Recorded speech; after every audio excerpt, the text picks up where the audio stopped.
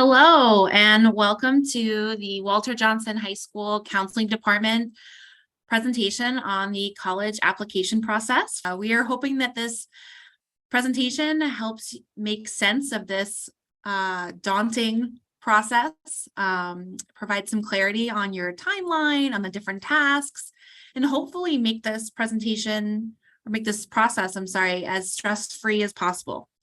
My name is Ashley Weddle. I'm one of the counselors here at WJ. You'll hear from a couple of other counselors throughout the presentation. And then, as always, all of our counselors are available for individual questions. So we wanted to start with timeline. A lot of this is sort of planning yourself accordingly and taking one thing at a time. This process is absolutely a marathon and not a sprint. So we came up with this timeline as our best recommendation for how to pace yourself. And again, make things as stress-free as possible. Starting with now. Here you are listening to this presentation. Our hope is after this presentation, if you have not done so already, you will sign up for your senior meeting with your counselor. You'll want to do this by the end of the school year. Counselors do senior meetings all a little bit differently in terms of signups.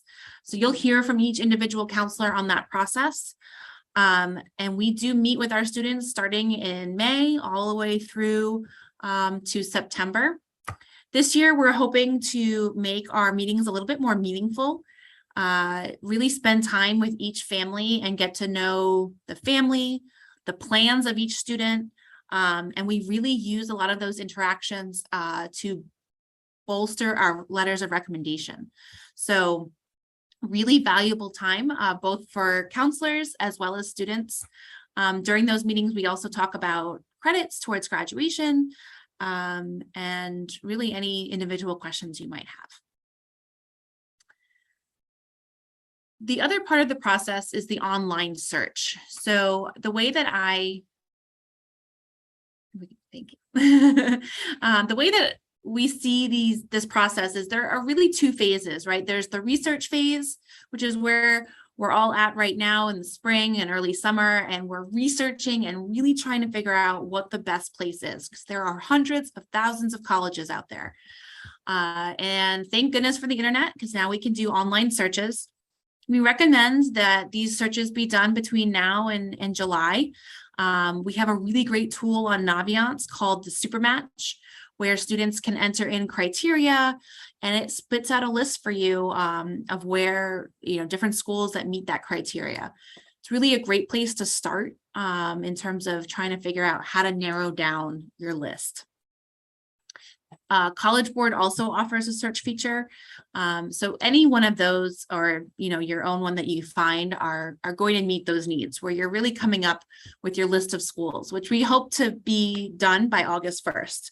And the reason we say that is because August 1st is when the Common App opens. So it's kind of a good target date. We also find that when students try to straddle both phases, when they're researching colleges and trying to complete college applications, that's when things kind of get messy and overwhelming. So if we can spend time right now where applications aren't even open to really narrow down, specify, and come up with a great list, August 1st, you guys can be ready to rock and roll and really dive into the completion phase and just work on completing applications rather than still the research part.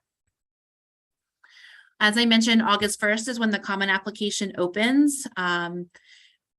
It's also a great time to start not only filling out the Common Application, but starting essays and really kind of working on as much as you can in August, so that by the time August 28th rolls around and senior year starts, you've done a bulk of the work. The college application process can feel like a part-time job, and having a part-time job on top of a full slate of classes, extracurriculars, all the fun stuff that senior year brings, there's only so much time in the day. And so the more that you prepare over the summer, the better this experience will be and the less overwhelmed you'll be in the fall. Once the fall rolls around, we will have lots of college visits. College visits are great opportunities where college reps come to WJ. So saves you a trip. These college reps are the individuals that read common college applications. So they're great people to ask questions and really get a good idea of the school. As seniors attending those meetings, it's a great chance to actually sit in on these meetings of the schools that are on your list. And then finally, we've got financial aid that opens October 1st. There are tons of research we can do for scholarship opportunities as well. We recognize college is expensive. That is a whole nother arena and a whole nother part of this process. For today's purposes, I really want to make sure we focus on the college application because the financial aid piece happens later in the year. So the way I see it, the college application has 5 main parts. The first one being the application itself. And that's either going to be on the Common App website or the school's website. Some schools have their own individual process, like Georgetown. Another common application we see is the Coalition application. The benefit of the Common App or the Coalition app is that you can fill out one application and send it to multiple schools. Most schools these days are really on the Common App, and so that's a really good place to start. In this part of the application, you can expect to answer very basic questions about background, things as simple as your name and your parents' names, but then it gets a little bit more in depth with asking about extracurricular activities, asking about classes you've taken, test scores, awards, and achievements. And this is really where you're going to start bragging about yourself. Sometimes it's tempting to kind of rush through this part because there are these little short answers, short questions, but this is where you're really talking about the non-student side of you, right? And you're really want to make sure that you're highlighting yourself in the best light possible. The second part of the application is the essays, and this is located on the application itself.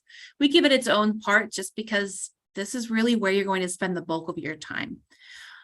We suggest or expect that it should take about 5 to 10 hours, especially this main essay. Everyone talks about the main college essay. What are you writing your college essay on? Most colleges ask for one main essay. You should write multiple drafts. You should have multiple people read it, and you should revise it multiple times. This is really where you want to spend a lot of your time. And I also want to remind you that this is your time to really speak to your college representatives, the people reading your application. This is where you can insert a lot of your personality into your application. So have fun with it. Write about something you're passionate about. And if you do need help with this process, we will be holding a summer workshop here on college essay writing. I also just want to put in a reminder that there are supplemental essays. This is becoming more of a theme. I think as we move out of COVID and schools are looking for more information about students, we're seeing schools ask for a lot of supplemental essays. So these are essays that are asking for information specifically for their school or just more in-depth information. These can be a bit more like a paragraph each, but they can add up. So make sure you're really paying attention to how many supplemental essays you're asking for. Okay, so that's the end of my slide deck. I'm going to pass over to Mr. Stradley, who will take over. All right, I'm Jimmy Stradley. I'm one of the counselors here as well. I will kind of pick up where Ms. Lettle left off in standardized testing. So there are a couple of more testing dates coming up. If you haven't already taken the SAT, ACT, one of those 2 tests or both, there are some for the SAT coming up in August and September still. So if you haven't taken them already in the year, if you didn't take the June one, or you just want to study some more and take another one, you have those dates available for you to take them, and we'll have plenty of time to get those back for most of the deadlines. For ACT, same thing. There's some coming up in July and September. So if you have already or haven't already taken it, or you again just want to take it again, sign up for those. and you'll have your scores back in time as well. In terms of AP scores, if you did get a 5, consider reporting it to the school during your application process. If not, you can send that later on to get college credit for get college credit for that once you get into the school and or have decided what school you're going to. Some schools have gone test optional, but something that kind of keep in mind is if your score does fall in the top 50 percentile for the applicants in the past year, then it might be a good idea to send those scores. And just kind of as a note for both College Board and ACT, those are sent directly from those from College Board and the ACT website. We are not able to send them. You have to go onto the College Board and ACT website. All right, so letters of recommendation. So I'll start with the teachers, just because those are the ones you should be kind of working on now. It's best to ask 2 core teachers before the end of your junior year. We recommend that core teachers because they're looking for more of the core content area rather than asking 2 art teachers or a PE teacher. Really important to ask like a math, science, English, or social studies teacher. Make sure you're asking in person before the end of this year and before you request in Naviance. Once you requested in Naviance, they are notified. So that's why we always tell you or recommend that you're asking in person before requesting in Naviance. And then the directions are right below how to request them in Naviance. Lastly, so counselors, if you have any older siblings, then you'll see that we have changed it from student self-evaluation to counselor recommendation questionnaire. It is better to fill those out sooner rather than later. And then also the parents have a parent questionnaire that's optional. If you want to fill it out, you can, parents, but it's not mandatory.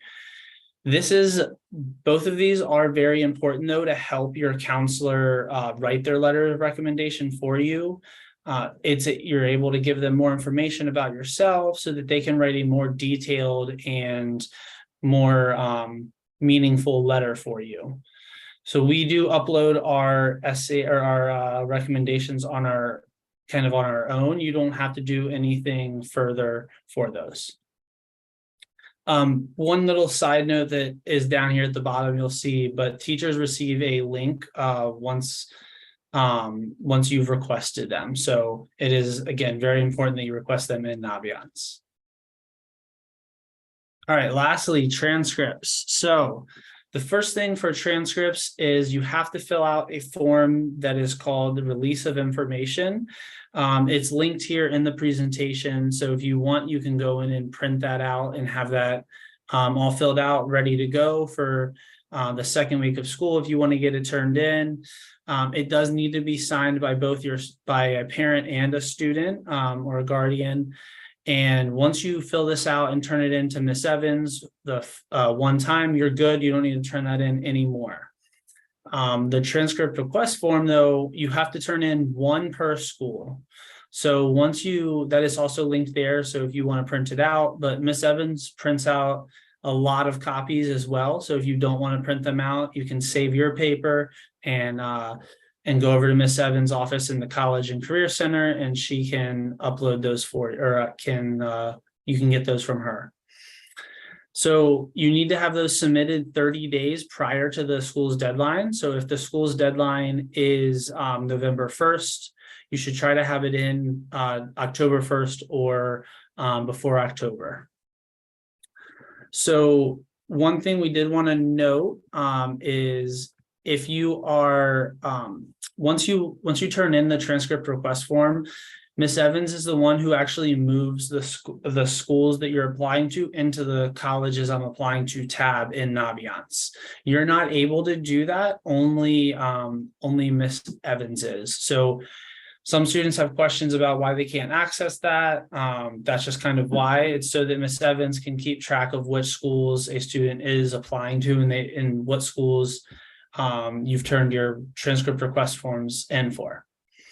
One really important thing, I'm not sure if it was mentioned earlier, but you have to link your Naviance and Common App application for us to be able to send your recommendations and transcripts. If you don't do this, Ms. Evans is not able to send them. So she will call you down to the College and Career Center to have you link them if you don't do that beforehand.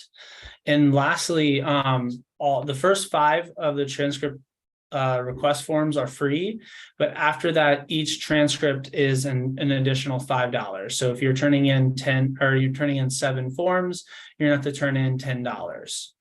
And again, all forms go to Miss Evans in the College and Career Center.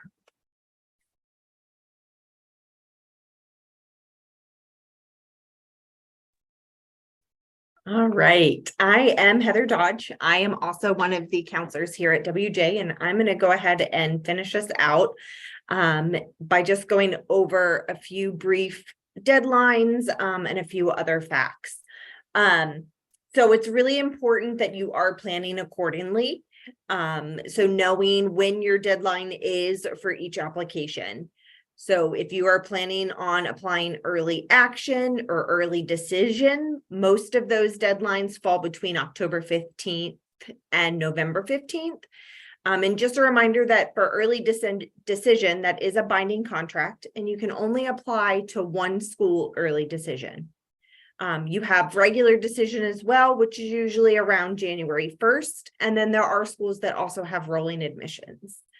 If you can, we suggest that you apply early. Applying early gets you a better chance of admission, as well as a better chance of receiving financial aid. And you also get your answer and acceptance letters sooner, which can relieve some of that anxiety towards the application process. Financial aid, the FAFSA, as said earlier, opens up October 1st. In the state of Maryland, it has to be submitted by March 1st. So you want to make sure that you are completing that FAFSA, which is the free application for federal student aid, within that time frame. You also want to make sure you're completing your CSS profile, and then looking for scholarship opportunities. And we know that college is very expensive, so having money through scholarships can really ease that burden. You can also review the CAC's presentation, which is linked here from the past school year, from their presentation that they did on financial aid, and you can also look out for upcoming presentations as well throughout this coming up school year. We do have some organizational tools that are available to you all as well to help with this planning process. We have the college list tool, a timeline tool, the Naviance help guide, and then the post-secondary planning packet, which all students received when they got their Naviance Supermatch presentation. These tools are here to help you keep organized, keep track of the applications, and really just structure your application process so that it does not feel so overwhelming.